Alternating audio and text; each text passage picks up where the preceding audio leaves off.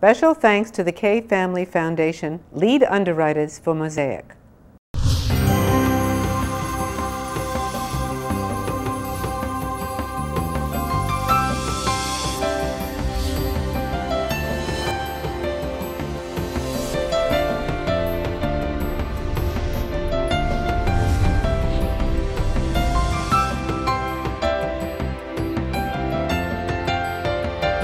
Hello, my name is Barbara Kay, and on behalf of the Jewish Federation of Palm Beach County, I'd like to welcome you to our program, MOSAIC. Our special guest on MOSAIC today is the TV journalist, newscaster, Ted Koppel. We'll be back with our guest and our program right after this brief message. I'm Mark Levy, President of the Jewish Federation of Palm Beach County. And I'm Zelda Mason, Chair of Federation's Golden Anniversary Celebration. In the months to come, our Federation will commemorate this Golden Anniversary year with many exciting programs, including the premiere event with commentator David Brooks, Women's Philanthropy Pride of Our Lions, and B&P's Big Night Out with Jason Alexander. So please, plan to join us as we honor our past and toast our future. Happy 50th anniversary. Maybe tonight, maybe tonight. Welcome to MOSAIC and Palm Beach. It's a pleasure to have you here, Ted. It's nice to be with you. Yeah, Barbara. really. Thank you. You have had such an illustrious career. What is it, 43 years in the business? Oh, no. It was 43 years at ABC. Oh, at ABC. I've been in the business 50 years. Yeah. 50 years. Yeah. What motivated your career choice? I mean, what got you into this? It's something I always wanted to do. I'm sure my memory is playing tricks on me, but when I was a very little boy in London during the Blitz in the Second World War, my father used to listen to rebroadcasts of Edward R. Murrow. The British government thought it would be good for the morale of the British people to hear some of these reports, and so they rebroadcast them. My memory, as I say, I'm sure fails me. But even as a 4-year-old, I think I sort of listened to that and said, that's what neat. I want to do. That's kind of nice. He gets to go where he wants to go. That's he gets true. to fly on those bombers over Germany. That's wild. Yeah. And so that's the beginning. That was the beginning. I cannot remember ever having wanted to be a heart surgeon or a dermatologist or a fireman or anything other than a journalist. It's amazing. Speaking of Edward R. Murrow, you just received the Edward R. Murrow Prize for Outstanding Journalism, and as a commentator, a newsman. Yeah, you really, that's among all the other prizes. No, I mean, there have been a number of wonderful coincidences. I had been working for many years at ABC with a man called Tom Battag, and Tom was my executive producer. And Tom, his mentor was Fred Friendly, who was, of course, Ed Murrow's producer. Right. So Tom came from Michigan, I came from England. We sort of crossed paths late in life and discovered that we were both huge fans of the Murrow Friendly team.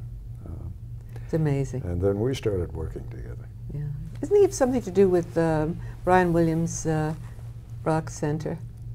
Tom? Tom. Well, when I got a call from Rome Hartman, who is now the producer of that program, I had worked with him at BBC America, and he said, would you like to come over and do some pieces for us?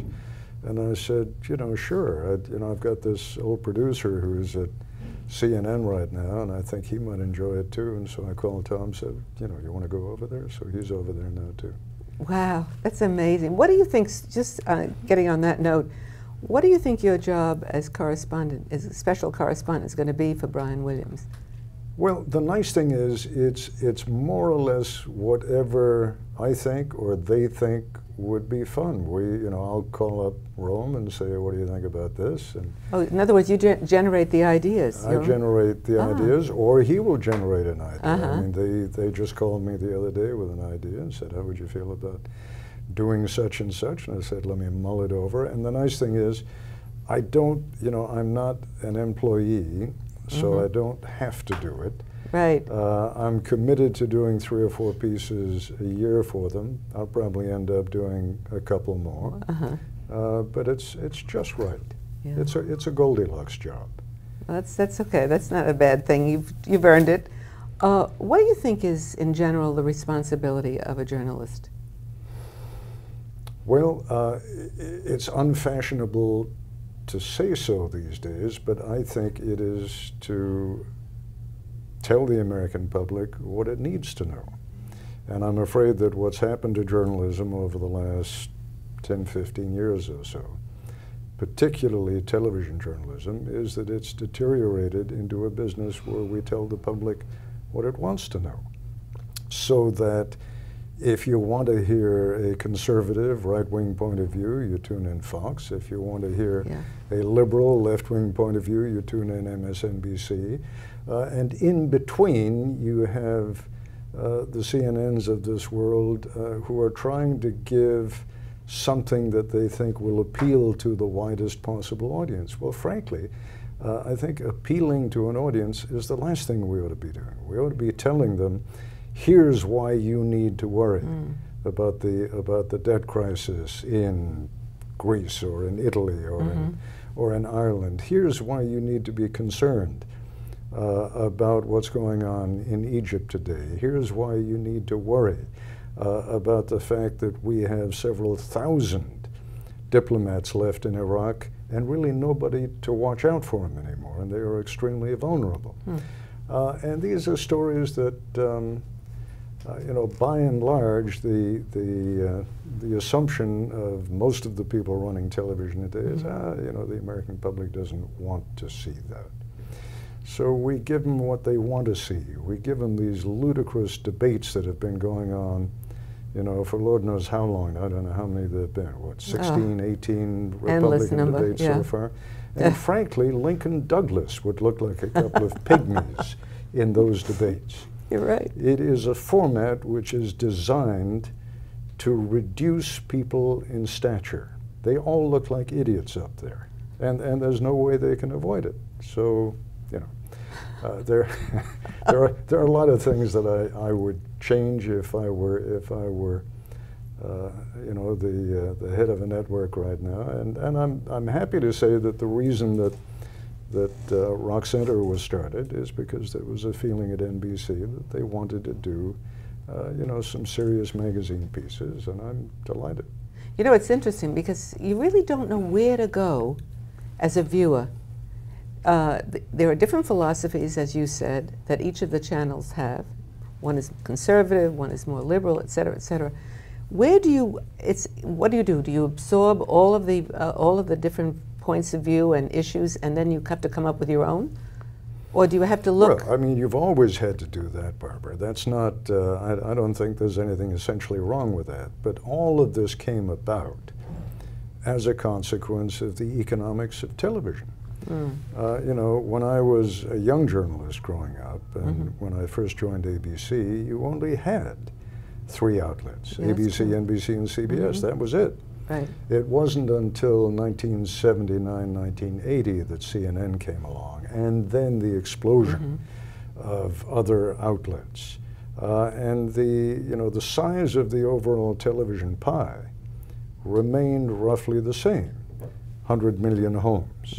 So whereas before you divided the 100 million homes among 3 networks, now you divide them among 20, 30, 50, 100, 150.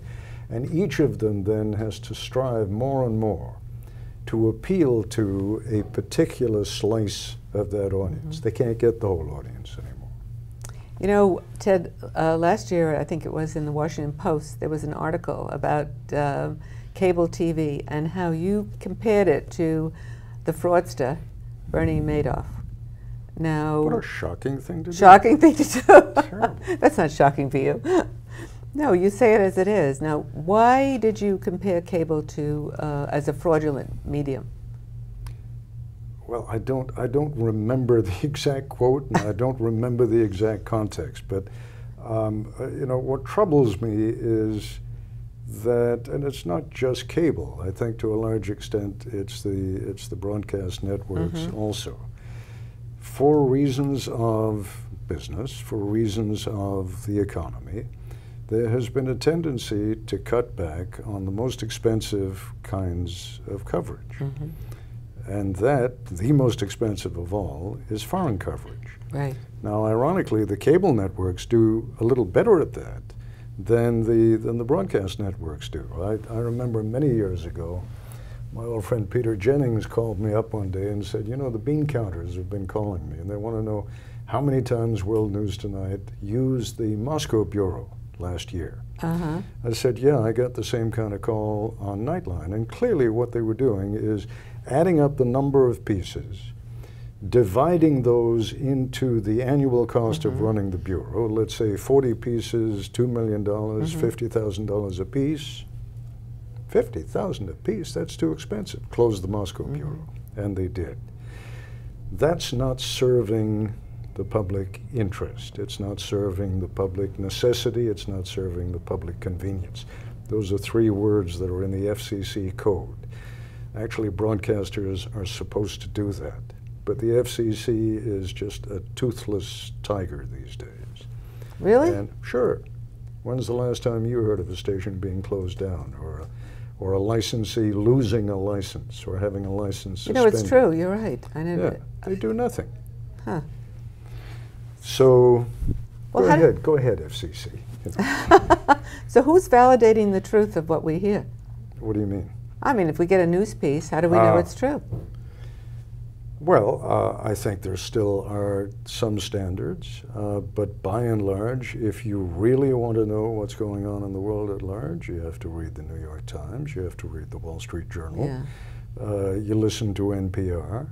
You know, on occasion, you hear these things covered, and covered well, by the networks, but they don't invest the same amount of money in overseas coverage that they used to.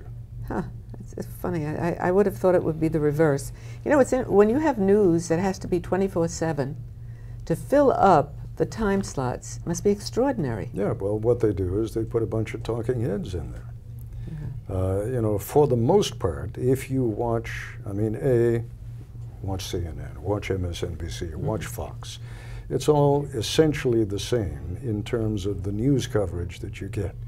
You'll get the same three or four stories over and over and over again, and then you'll get, you know, two people from this side of the aisle sometimes, and two people from that side of the aisle.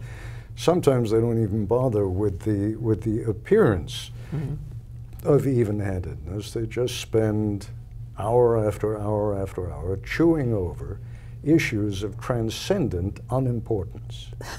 You know what's particularly unnerving to me as a viewer, television viewer? You listen to a news broadcast, and then simultaneously there's a line underneath that's constantly giving you, filling you with information. It's not just a line. I mean, there are times when you have 4 boxes, one line down here, another piece of information in the upper left-hand corner. Someone told these people a long time ago, someone said, you know, the viewer has a very short attention span. And if you don't keep things hopping on that screen, they're not going to watch. And tragically, I think that's true. I think everything now sort of combines to create shorter and shorter attention spans with our young people. Take a look at Twitter, take a look at Facebook, You're right. Take a look, you know, everything is geared toward immediacy and brevity. Yeah, a 30-second spot. That's about all anybody's attention they think can... 140 characters. If you can't say it in 140 characters, you can't tweet. On that note, we'll take a break. Right. We'll be back with the remainder of our program right after this brief message. I'm Mark Levy, President of the Jewish Federation of Palm Beach County. And I'm Zelda Mason, Chair of Federation's Golden Anniversary Celebration. In the months to come, our Federation will commemorate this Golden Anniversary year with many exciting programs, including the premiere event with commentator David Brooks, Women's Philanthropy Pride of Our Lions, and BMP's Big Night Out with Jason Alexander. So please, plan to join us as we honor our past and toast our future. Just out of reach, down the block on a beach. Happy 50th anniversary. Maybe tonight, maybe tonight. Okay, welcome back to Mosaic. Prior to the break, we were talking about the intricacies of keeping viewer attention. Speaking of viewer attention, Nightline, which was, I think, one of the things that really showcased you, or you showcased Nightline, that experience must have been extraordinary for you. You had some of the major people in the world that you interviewed. Well, you have to remember, Barbara, when Nightline began, and it really began as a program called America Held Hostage. During the Iran crisis. During the Iran hostage Yes. crisis. So it began in late 1979. Nightline itself got going in 1980. The concept of bringing in one guest by satellite from Tehran, a second guest by satellite from Moscow, a third guest by satellite from Washington, and having these three people interact was a brand new concept. No one had ever done that before. It had never been done on live television, that you could bring people together from different parts of the world. That was a mind-blowing experience. Now every local station can do it. I mean, satellite television is now just a part of the toolkit. That was a miracle, a milagro at that time. Everybody was focused on Nightline. Did you hear what Ted Koppel had on, et cetera, et cetera? What were some of the highlights on that program for you? Oh, I think certainly the week we spent in Jerusalem, where for the first time we brought Palestinians and Israelis, I mean leading Palestinians and leading Israelis together on the same stage. The night of that broadcast, and because of the time difference we were doing it live, we had to do it at 6:30 in the morning, Jerusalem time. And at about 10 o'clock the previous night, the Palestinians came to our executive producer and said, we're only going to do this if you put a roll of barbed wire down the center of the stage to show that we are separated from the Israelis. Really? And he said, you know, you must be out of your mind. You know, there's no way we're going to do that. And it went from the razor wire to a 6-foot wall, and finally they settled for, and we settled for, a symbolic 3-foot wall that made it down the center of the stage for about 8 feet. And I began perched on the wall and saying, I'm going to be spending half the program, you know, on one side of the wall and half the program on the other side of the wall. But it was the only way that you could get these people to appear together. And in this case, it was the Palestinians who really were worried, and they had good reason to, that they might be subjected to violence for appearing on this broadcast with the Israelis. They had much more to fear from their side of the aisle than the Israelis who appeared on the program did from theirs. But that was an extraordinary night. Yeah, I would think so. And then the week we spent in South Africa again was with apartheid. On apartheid. Yeah, yes. you did it. You won a prize for that too. We won a lot of prizes for that, and it was. I think you were there. You did a whole week series. We did a week there, and I must say, at the end of the first program, I thought it had been a disaster. Why? I don't know. I just felt that. You didn't feel good. I didn't feel good getting off the air, and then the next morning, it was front page news, headline news, all over South Africa in the newspapers. What about the China? When you went to China? Yeah, well, we did that a number of times. Yeah. We did 4-week series, I think, didn't you? Oh well, that was some years later. Oh, was it? That's when I was working for the Discovery Channel. Oh, okay. I knew you did something a long period on China. That was in 2008. Okay, all right. Let's skip back to Nightline. Go ahead. Sure. And China.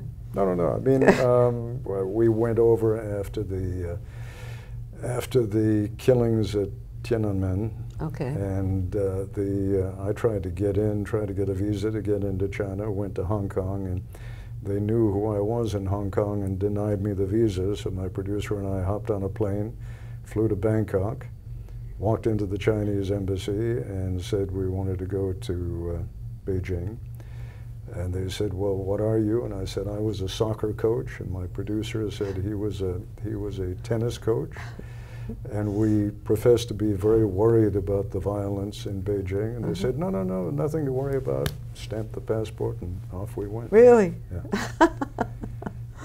Gosh, you've been all over and covered some amazing things. Well, that's, as you know, that's the great thing It's about exciting. being in our business. You Yeah. know, sometimes when kids ask me why, you know, I mean, why would you want to be a journalist? I say, wait a second, my producer and I used to begin the day on the phone saying, what's the most interesting thing going on in the world today? And who are the most interesting people that we can talk to in the world today? And what are the most interesting places we can go to? And then we would do all of those things, and the network would pay for it, and then they'd pay us a salary on top of it. Not a bad deal. Not a bad deal. Dangerous, though, could be. Could be. Yep. Yeah. You know, you wrote a book, Off Camera, which is a very interesting year in your life. Well, it's actually, I didn't write it because of anything in particular that was going on in my life. I wrote the book in 1999 because I began on January 1st in 1999 keeping a diary. And I That's a thought good this would idea, be, you know, it's the end of the second millennium. New millennium is beginning at the end of this year. And maybe my kids or grandkids one day would like to see what was going on in the United States or wherever I happen to be. From your vantage point. From my vantage point. So I started to write it for the family. And then about 2 weeks into it, I realized that, you know, this might have some value. So I called up a friend of mine who's a literary agent and said, what do you think? And he said, you know, send me the first few weeks. So I did, and he thought it was a good idea. Kind of dangerous for a newscaster to be so honest, though, isn't it? No, I don't know. You said some pretty outrageous things in some of those chapters. Oh, heavens, no. Oh, heavens, yes. Oh, I mean, now you're going to get the, you know, maybe Oh, we're going to sell the book. Now you'll sell the book. The book's been out of print for about 5 years now, I think. You know, you said something earlier in the program about when you put the Palestinians and the Israelis together, but you had to put a fence, or at least something that looked like a fence between them. You know, speaking about the Middle East now and you know, what's happening today, do you think there could ever be a situation where they could get together, could understand one another, trust one another enough to live peacefully side by side? Of course. You do? Of course. Absolutely. What has to take place, though? Well, you know, in that particular instance, I don't know what particular miracle it will be, but I've lived long enough now that I can remember a time when the Chinese were our friends and the Japanese were our enemies, and the Russians were our allies and the Germans were our enemies.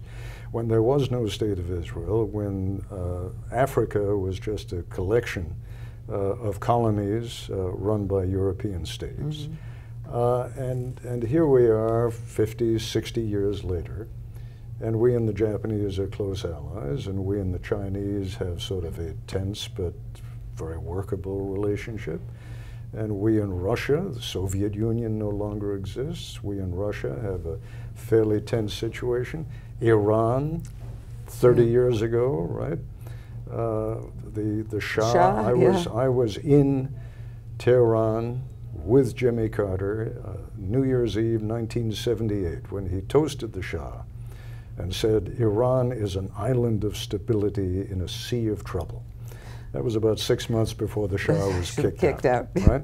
So do things change? Of course they do. Do the most extraordinary enmities turn into alliances? Yes. Do the most wonderful alliances turn into enmities? Unfortunately, sometimes they do. So can the Palestinians and the Israeli Jews, who are each among the most hardworking, interesting, intelligent people in the Middle East. I'm going to get into a lot of trouble, but you know, the Palestinians are terrific.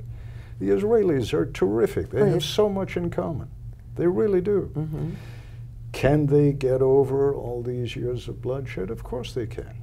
If the Irish can do it, so can the Palestinians and the Jews. Yeah, well, it's a very positive way of thinking. There's a big challenge, though, that the Israelis have at this point. In the New York Times today, in the magazine section, was an extensive article about the Israelis in Iran and how they will have to step up in terms of action if something doesn't take place anywhere else. They're worried, excuse me, about Iran and Sure. America's position. Sure. Well, I mean, the American position has been enunciated by Leon Panetta, the Defense Secretary. He said the creation of a military nuclear capability by Iran is a red line that the United States would not tolerate. So I don't know what it is about the American position that the Israelis are worried about.